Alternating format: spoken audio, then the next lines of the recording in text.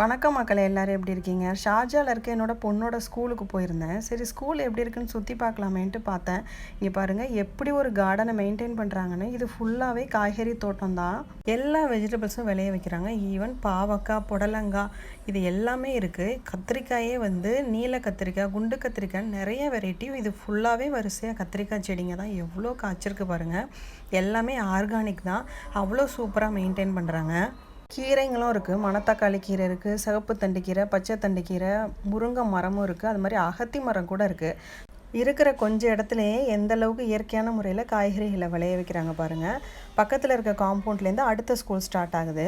இங்கே பாருங்கள், புடலங்காயை கீழே கல் கட்டி விட்டுருக்காங்க பாருங்கள், நீளமாக வளர்கிறதுக்கு.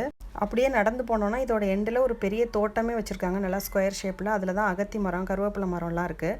நான் நெக்ஸ்ட் ஷார்ட்ஸில் அப்லோட் பண்ணுறேன். உங்களுக்கு இந்த வீடியோ பிடிச்சிருந்தா லைக் பண்ணுங்கள். இது மாதிரி துபாய் பற்றின இன்ட்ரெஸ்டிங்கான தகவல் வேணும்னா நம்ம சேனலை சப்ஸ்கிரைப் பண்ணுங்கள்.